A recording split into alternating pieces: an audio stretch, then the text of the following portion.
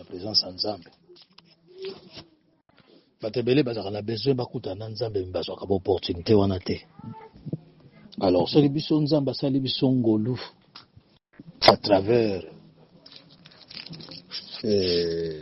Kindo Kamundele toyi baka kokuta na kapoke to bondela. Vraiment c'est une grâce et nous devons profiter de ça parce que c'est très important pour nabiso. To bondela pona toyoka boneni Nzamba bokisi pona biso lelo simana ngoto ko continuer le reste. Tendre Père Céleste, nous te bénissons, nous te rendons grâce parce qu'aux Nzambe yole kilikolo na nyos. Na pesio merci pour un moment oyo tiketo disposé mitema na biso. Nous les hommes sans instruction tout tiki nyonso. Kozala ki a valeur pour na biso, pour na misu na biso, pour na intérêt na biso. To yepa na yoko yekola. To lobi tozana valeur koleka o tozalelo.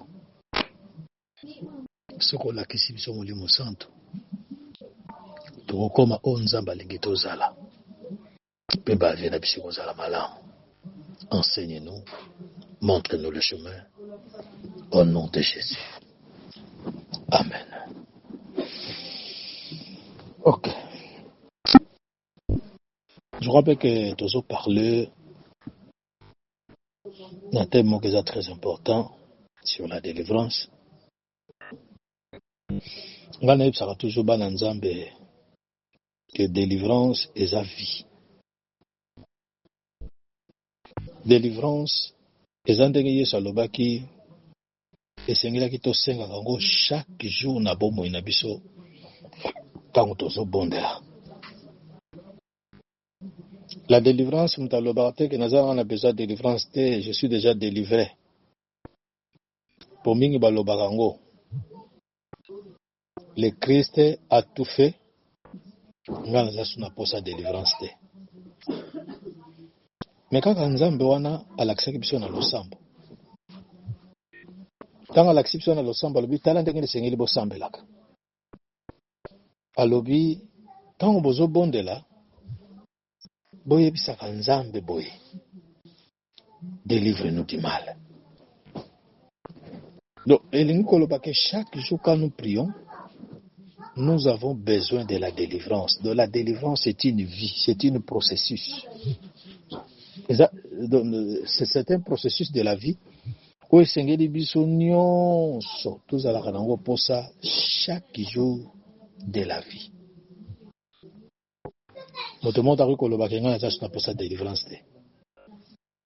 Délivrance finale, et Rosalaka Kasoki Yesoya zu église, c'est alors que Aroyako délivre Bisso pour la libella. Mais aussi longtemps, Tozana Siamoi. Aussi longtemps, Tozo vivre na mokili Oyeza sous l'emprise du diable. Nous avons besoin de la délivrance. Délivrance, Tozana oposa les sous-sautés de Nautikoloba, ce qui est soyé à l'église, toke kopema. Kuna ndesika pa tokoloba ke na kepenza kopema en paix. Mais tu parler loko moko o esala makamingi na via bana Nzambe. On nous a donné tout. Mais malgré on nous a tout donné, il y a des moments où c'est comme si on n'a rien. Et tu vivras comme si on n'a rien. Pourquoi? Peut-être on ne sait pas utiliser ce qu'on a, ou bien on est des ignorants, ou bien on n'en a pas. Dans tous les exemples, il y a Batumoko Boy. Dans la Bible, dans Acte chapitre 13, tu as lu solo, on a bien. Dans le verset 13, tu as le verset 16. Bible le Bible. Quelques exorcistes juifs ambulants essayèrent d'invoquer sur ceux qui avaient des esprits malins le nom du Seigneur Jésus en disant: Je vous conjure par Jésus que Paul prêche. Ceux qui faisaient cela étaient les 7 fils de Séva, juifs, les deux principaux sacrificateurs. L'esprit marin lui répondit, je connais Jésus. L'esprit malin leur répondit, je connais Jésus. Et je sais qui est Paul. Mais vous, qui êtes-vous? Pardon. Et l'homme dans lequel était l'esprit malin s'élança sur eux, se rendit maître de tous deux et les maltraita de telle sorte qu'ils s'enfuirent de cette maison nus et blessés. Passage oyo ezolakisa biso délivrance baconséquence nango. Pas baconséquence ezalaki négatif parce que ces gens bayebaki kosalela te oyo basengelaki basalela. L'autre toyokola eloko moko eza nango plus facile mais eza très puissant, le nom de Jésus. Yesu alobaki à mon nom vous chasserez les démons. En mon nom. Ce n'est pas au nom de votre pasteur. Les gens en combo, il y a leader na binote, mais na combo n'a Jésus. Et vous avez tout le pouvoir de chasser le démon. Derrière chaque nom bien-aimé, il y a un esprit. Derrière chaque nom, il y a une force. Derrière chaque nom, il y a une puissance et il y a aussi une démonstration. Donc, les noms portent un esprit, une force, une puissance, une démonstration. Kaka komba moto. Et batebele bapesa kabana ba kombo bipesela, alingaza la ndoya kingandi, ayebite que signifie le nom, quel est l'esprit, oye memaka. Kombo wana, bayebi angote, mais bazo sa elaka bongo. Et je sais que tant ozo salela, tout ozo pesa ba kombo bongo, ba conséquence ya ba kombo wana pe yaka. Ba conséquence ya ba kombo wana e yaka na ba vie ya bato. Parce que tant ba kombo wana ezo sala mabongo.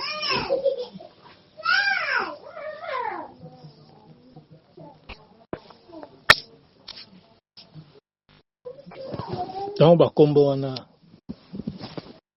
ezo sala bongo. Ezana ba répercussion.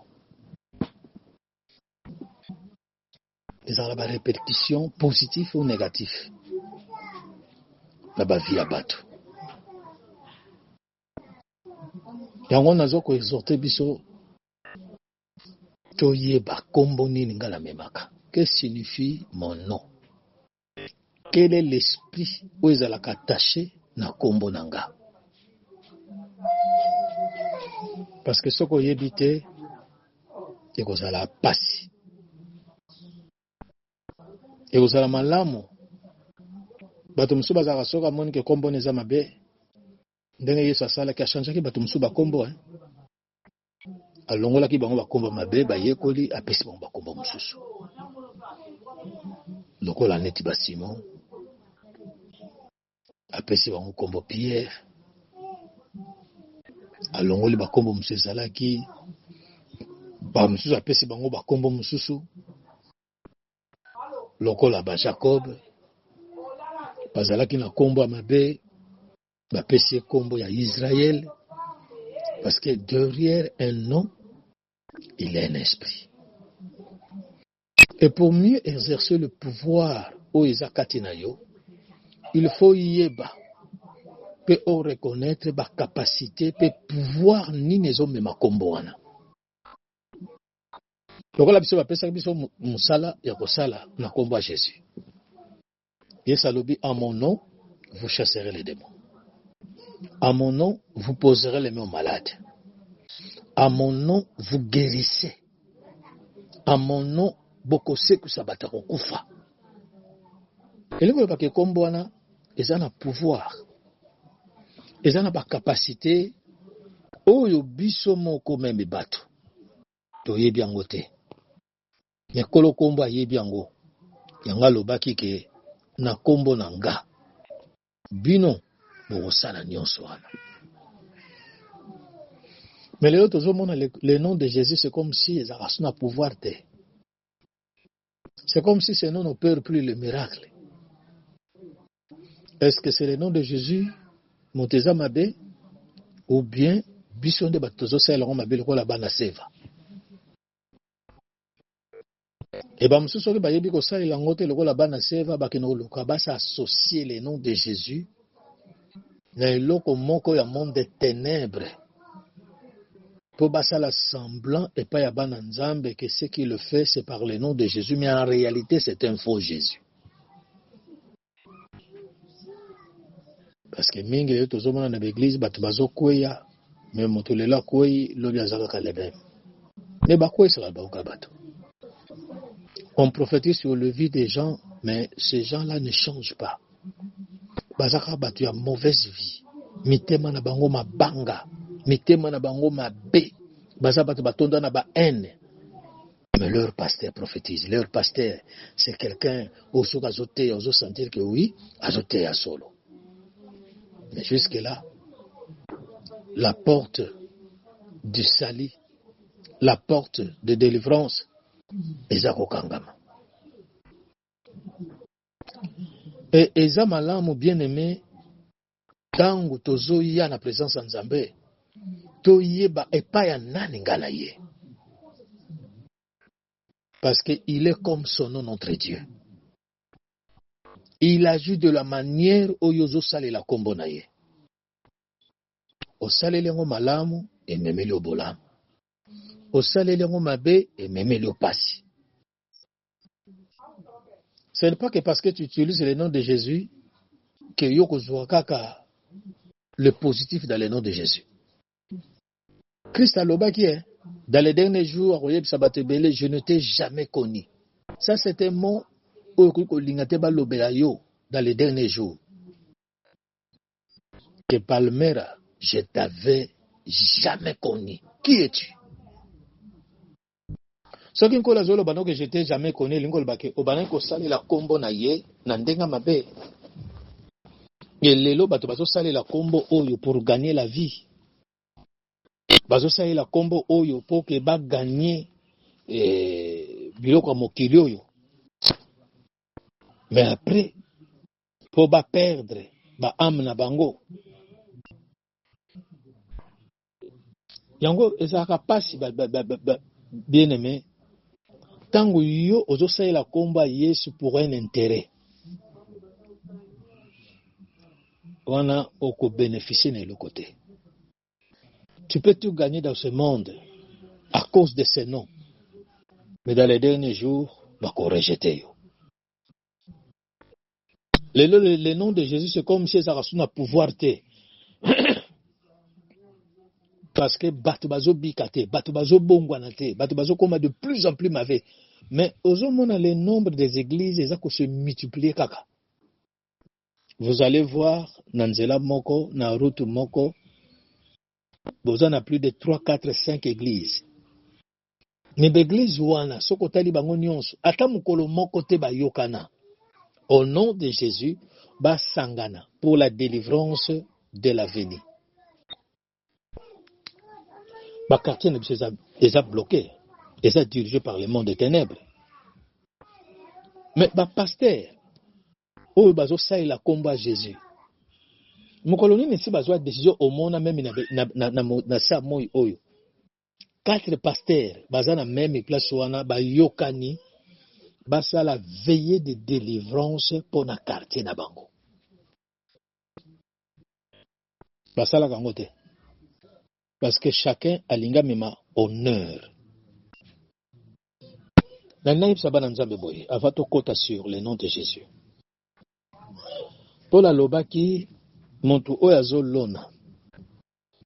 Na oyo ba azakwa rosé. Bazo sala le même travail.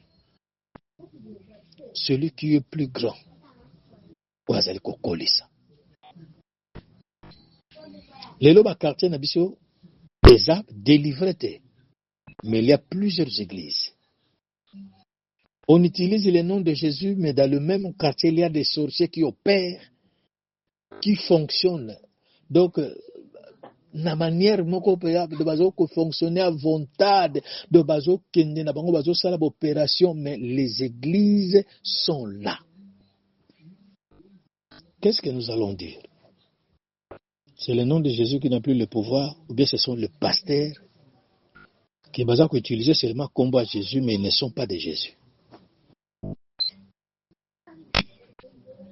Bien aimé, quand nous ne savons pas prendre possession de l'endroit où nous sommes, notre délivrance est à la possibilité. Ce que nous avons besoin de pour mboka oyo ki a captivité parce que ton bonheur dépend. Yo le ba so ko kufa kufa nango ko so mboko ko teka ba teka na bango mais ozama yele te. Tant ozo ba teka bazo teka nango ya yo. Yo poko perdre. Mais les noms obsoto memaka échangeaka ba nature abatu. Les noms obsoto memaka ata mutongo bakanga ndenge ni na mode de ténèbres. Nous avons le pouvoir de changer sa destinée grâce à Jésus-Christ. Mais les lots combat ne salagate, même dans nos propres vies. Yo mon atana na vie na yo. Est-ce que le nom de Jésus m'imagine? Tu utilises le nom de Jésus, non? Mais au moins, quand tu vas le combat à Jésus, le poison est bomi bango.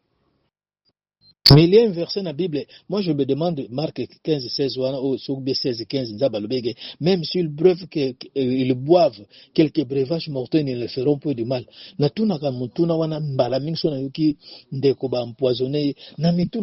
Est-ce que c'est non? Et on a pouvoir aussi sa poison. Est-ce que combo oyo, tout verset oyo, bakosa biso, tu es à solo. Comment Dieu l'a dit, mais ça ne se réalise pas dans sa vie? Est-ce que c'est lui qui a utilisé mal? C'est non. C'est lui qui a utilisé mal la Bible? Ou bien c'est une erreur? Bien aimé, combat Jésus en agneau. Tout ce que tu peux chercher dans le nom de Jésus, il y en a. Le nom de Jésus a la guérison. Le nom de Jésus a la paix. Le nom de Jésus a les enfants. Le nom de Jésus a le pouvoir. Le nom de Jésus a la domination. Le nom de Jésus est la force. Le nom de Jésus est la démonstration. Le nom de Jésus est un esprit. Esprit nyons oyolingi. Ce qui a supériorité au kozwango. Toujours, c'est dans le nom de Jésus. Surtout, le but démontrer ma cambodienne soana les 4 pouvoirs aux combo. Il y a un esprit. Il y a une force, il y a une puissance, il y a une démonstration. Tout le monde. Bref, quand on a il y a Mutumoko, Elina Élysée. Bazo tambour ensemble. Bakatisi Jourdain, Atikali Moko, a saleli le double portion, Oya Sengaki, a Katisi, Bana Bazo Sekaye, Bazo Sakanelaye. Lelo Bakasa Lanzambe Bele Basakanela Bango parce qu'ils n'ont plus le pouvoir. Soki bazalaki lokola ba Élysée na sa moyo bele basakana basale musote bana wana bazo sakanela ye a démontré que kombo oyazo mema que double portion oyazo mema eza ya force eza ya puissance. C'est pour démontrer que nazamuta ko sakanela te. Il a ordonné aux ours ba ours bazalaki na forêt besika boza boya bolelanga bano pe balia bango nyonso depuis totanga to bana kotanga Bible nana yoka bakanga ki Élysée parce que abomisi bana na ba ours parce qu'il avait le pouvoir, il avait une puissance, il démontrait que le nom que moi je porte c'est un combat ko sakanela ngote et moto nazo mema combat puissance akoma ka puissant. Mondo zazo me makombo ils ont démontré la force de Dieu. A comme makape na démonstration wana. Yo siko na ebite yo me makombo ni. Ya nzambo pasteur na sambela kana. Ya nzamba leader na yo. Biso mingi to koma kubo nzambe ya leader nanga, nzamba pasteur nanga. Est-ce que nzambo pasteur na sambela? Tu es sûr que est un véritable Dieu? Banzela wana bien aimé na koyebisa yo Yesu sakata na ikoloso. Il a versé son sang, voile et tombaki pour na litre semonana. Pour na ben intermédiaire wana ezalaka te ko non ce qui a boyé. Bana seva basalela ki ben intermédiaire wana au nom de Jésus que Paul prêche. Et si vous m'avez yebisi je connais Jésus. Je sais qui est Paul. Bon bino bino ba ordre bino banane. Balikaki ben intermédiaire. Si tu veux réussir dans le ministère de ta vie, allez droit au but. Yeba na nozo salela, yeba komboni nozo mema. Soko mema ka kombo eza na puissance, okokoma puissant. Soko zo mema kombo eza na esprit, ya domination, okokoma na domination. Mais soko zo mema un nom qui n'a rien, qui n'a que eza qui na malédiction. Yo po ozano ka muta malédiction.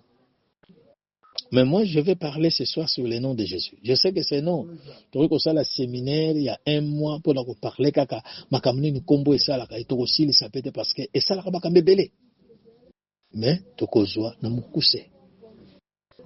Mais na yebisio que kombo à Jésus, ça n'a pas le miné. Oh, il m'aimaka. Il a un esprit. Il a une force. Il a une puissance. Et il a une démonstration. Alors, tant que vous avez la combo oyo, ya Yesu. Tu vois que combo oyo et lokaliboso eza reconnu dans le monde des ténèbres. Total na passage au totangi na Acte 19, au moment na esprit malin à l'objet, je connais Jésus. Na yebiye. Ayebele ndenge nini? Ayebi makambo kombo ane salaka. Ayebi makambo nini kombo ane operaka. Abi je connais Jésus. Je sais aussi qui est Paul. Bongo bino bo pianga ordre bino banane. O bozo ko pianga ordre, bozo ko na pouvoir te onga na zanango. Bien aimé, vous savez, il y a des gens oyo lelo bazo ko échouer na mosala bazo sala. Pourquoi? Parce que si ka bazo ko nous exercer pouvoir na bango, pouvoir au bango bazanango eza plus petit par rapport à ce que bazo ko nous exercer pouvoir. Les autres, il y a des équilibres. Dans le moment où on a échoué dans le ministère, on a attaqué à contre-attaque à Koufi. Dans le moment où on a des preuves, on a surtout le ministère où il y a délivrance. On a pour battre malade, on a pour battre problème. Il y a un retour. Au lingo lingate, tu seras attaqué. Au lingo lingate, tu seras attaqué. Alors, ce qu'on a le pouvoir, bah, ko kanga yo en otage, bah, maltraiter yo ndenge ba salaki ba na seva, bah, blesser yo, bah, lelisi yo, bah, sali nyonso ba ko sala na vida yo. Parce que ton pouvoir, ton nom, les noms auquel ko laksa bango, ils ont le côté, ils ont trop léger. Alors, na lingi lelo soko zaka na kombo memaga ya Jésus-Christ sopi bar Jésus. Lelo o mema kombo yezaka na kilo Jésus-Christ. Sopo o baksa de Nazareth o baksino de Nazareth. Mema kombo wana. Kombo wana eza reconnu na monde des ténèbres. Soko beleli yango. Lelo kami balé. Bezaka na kombo wana. Je ne sais pas. Même y a mon diable a fouka makakao donc bazouaka wana zalaka na ebité c'est plus que oyo ba arme oyo ba rusi ba sala oyo ba satan de na bango wana pour wana soki kwei na monde des ténèbres kombo yo eza kombo sans alinga oyoka te Yemota Lobaka, le maître des chrétiens. Attends qu'à combat Jésus te. Prononcer ce nom dans le monde des ténèbres, connaissez la crise. Mais comment nous, chrétiens, nous utilisons le nom de Jésus? Mais nos problèmes ne finissent pas. Le démon nous menace. Il y a des fois, les démons qui se kabisotala. Azo bengananga, qui es-tu yo bengananga madeso mobeso yo? Uringina ni efuna yo?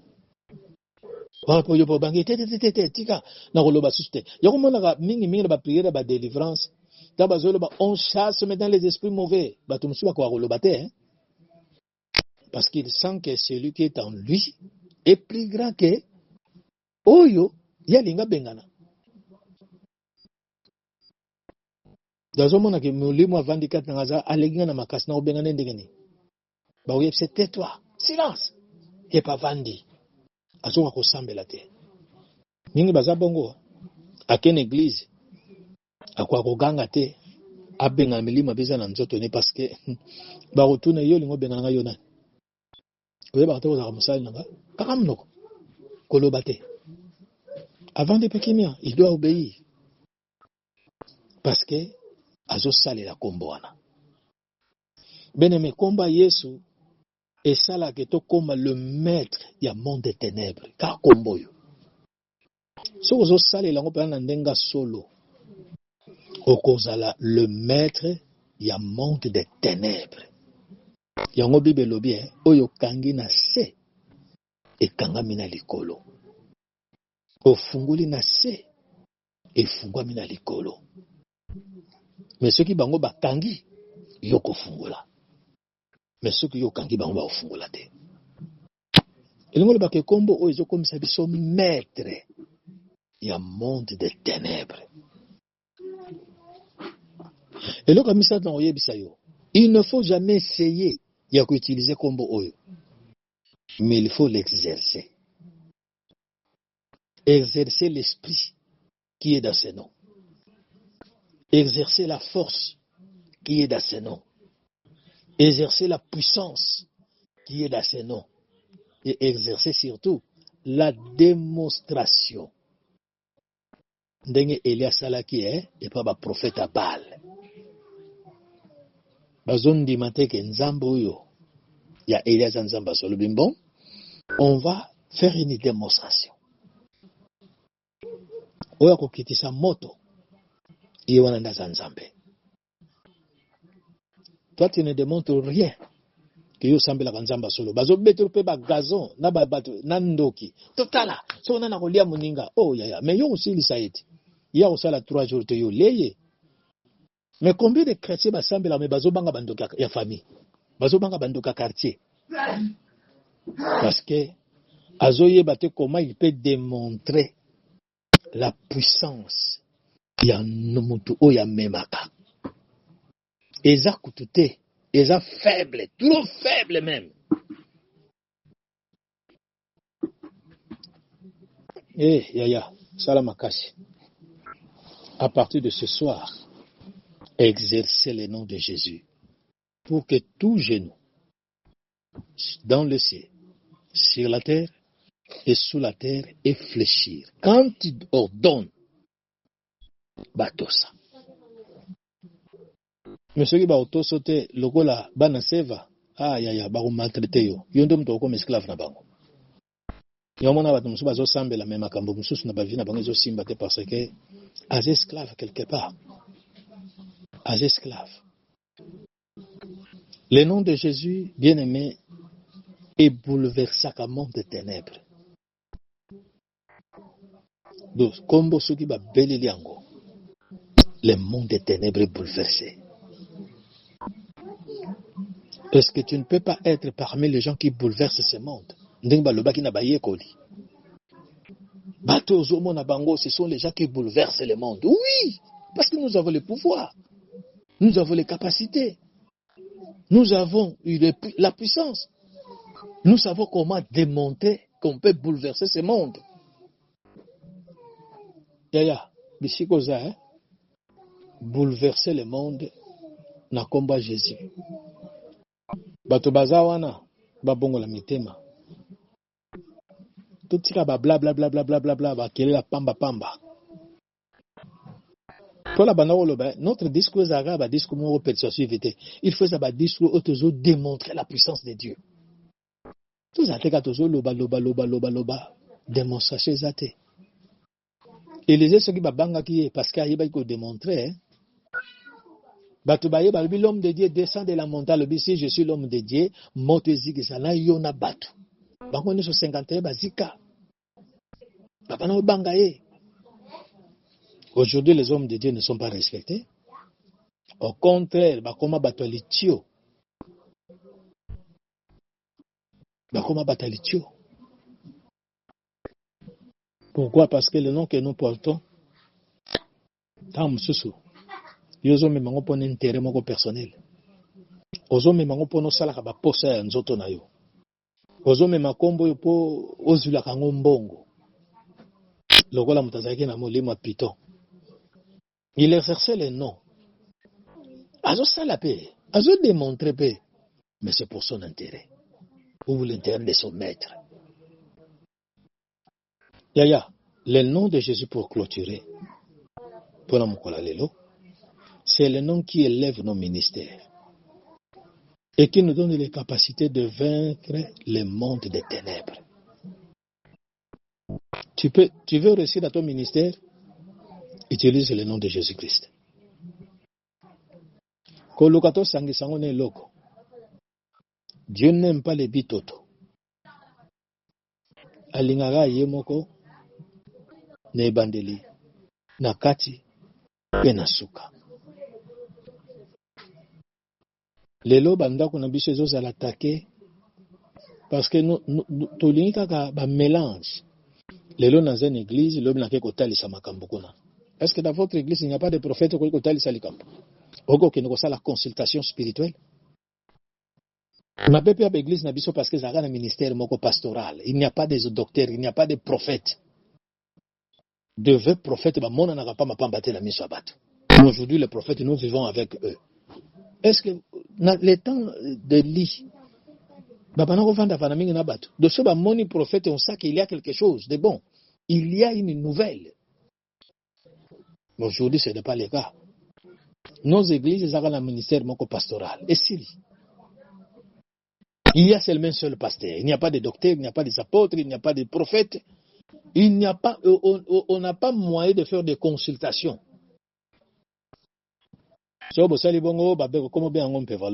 Mais pourquoi la Bible dit qu'il faut que tous les cinq dons ministériels soient exercés pour le perfectionnement des saints? Bah, bien, hein? Pour le perfectionnement. Quand on dit qu'il les a perfectionnés, il y a le baquet. Mais la qualité n'est pas personne lingala. C'est-à-dire que comment je peux dire, de la perfection, hein, il y a le bas. C'est-à-dire que les gens na mabe mon côté, on comme et l'autre mon côté à mabe katinango. Mais le lobby église n'a biso. Total n'a n'était. Ça tourne au sale dans sondage à l'église. Tout le monde a que l'église n'a biso. Toujours bien encore que l'église bonne un combo, mais en réalité batu bazakona. Mingi depuis baya ba nyoka tile lo bazaka ba nyoka. Ayaki uto nyoka moke akoma cobra, tamususu mususu akoma anaconda. Yeko tunakati église akoma komela. Badon. Akoma komela ba grâce à batu. Akoma komela ba capacité à batu spirituelle. Akoma komela. Almonika mutumaka lingo bimabo ya meli. Pourquoi? Parce que dans cette église-là, le nom de Jésus est élevé. Dans une église où le nom de Jésus-Christ est élevé, où le nom de Jésus-Christ est exercé avec puissance, avec autorité, avec domination, avec démonstration. Tant on a mis ma kota à ressentir.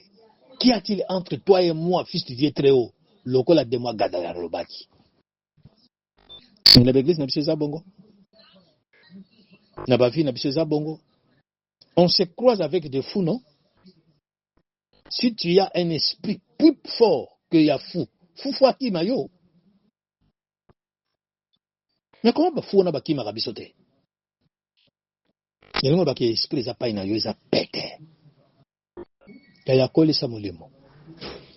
Hein? Et le banango Paul, hein? Il faut que lui croisse et que moi, je diminue. Si ko biso to linga biso de to kola. Même na ba fiche na biso to sala ke o komona komba Jésus to tiango moke me motei kala ka bakata. On veut voir nzamba sunga biso. Tala, il faut que Christ croisse. Biso to kita. Ba funyo sto kota na ba ona nzela wana. Yesu akutana na molimo mabe de magadaraki musika. Mais il a senti la présence de quelqu'un que je dois m'agenouiller. Qu'y a-t-il entre toi et moi, fils du Dieu très haut? À reconnaître. Toi, tu es le fils du Dieu très haut. Tu es venu pour me tourmenter. Yesu quitte. Ote kotinda bisote pa ya na monde des ténèbres, bazo bonde la même. Talanam. L'esprit où ils pas à Jésus. Est-ce que c'est le même esprit où il va dans la carte Nabiso? Et cet esprit, c'était toute la plénitude de Dieu. Hein? Mais et pas Nabiso, est-ce que ils n'ont pas même un quart, pas même un dixième? Et là, nous devons changer. Grâce à combat Jésus. Il nous reste 14 minutes pour prier. Le nom de Jésus est Makamebela Koloba. Mais, vu le temps, moi, je suis parce que ce n'est pas une église. C'est un groupe. Surtout sur le nom de Jésus. Ses effets. Tu veux que ça, là, un mois, on ne parle que sur ces dons. Mais la ligne là. Tu ne peux pas parler sur le nom de Jésus, ce qui est dans les athées. Aux allois là-bas, na seva. Est-ce que la minute aux allois là-bas, na seva? Il m'a bien dit, ma bête au bégan, que kendakate, kendakate. Silence, tais-toi. Je suis ton maître. Tu ne peux pas. Couper sans ordre n'abîma. Il faut qu'il croisse. Il faut que l'esprit de Jésus-Christ croisse. Il faut que la force de Jésus-Christ croisse. Il faut que la puissance de Jésus-Christ colle. Il faut que la démonstration de notre Jésus-Christ colle. Celui qui est mort sur la croix. Moi, je ne parle pas de d'autres de Jésus-Christ. Je parle de Jésus-Christ qui est né de Marie, cloué sur la croix, et aujourd'hui à la droite du Père. C'est ce Jésus-là que je parle. C'est ce nom-là. On a la memeli biso, n'a pas quoi l'élo. To salelaka. Totika bakomba bakoko. Totika vana kende l'église, na keko sana bekatation, ya ba maison na kota, pour que nazo kota na pouvoir, ya maison wana. Toi tu crois que je parle la langue, mais je suis en train de se communiquer avec le maison onga na kota. Bien aimé, c'est le moment ou jamais. Kola yebisipso na mukuse sur le nom de Jésus. Alors c'est à toi, Omitala. Kombo yesinga kanangote pour essayer le miracle, il faut ganga 7 fois. Les autres dépendent de ndenga koyebisa yo. Oko le bakala mbala moko nom de Jésus sort et kenango. L'autorité ce n'est pas de crier. Mais menace, c'est crier. Il y a des esprits où Jésus a chassé par menace. Et il y a aussi des esprits que Jésus a chassés en parlant. En exerçant son autorité. Soka monique, ezali kamba ko menacer, il menace. Donc soka menacer, lingo le baké sur le diable. Parce que le diable, il faut le résister. Les démons, il faut les chasser. On ne chasse pas les diables. On chasse les démons, on résiste au diable. Sur le nom de Jésus. Qu'est-ce que tu as appris? Qu'est-ce que tu vas ajouter? Et qu'est-ce que tu vas retrancher de mauvais dans ta vie? Alors dans la présence du Seigneur.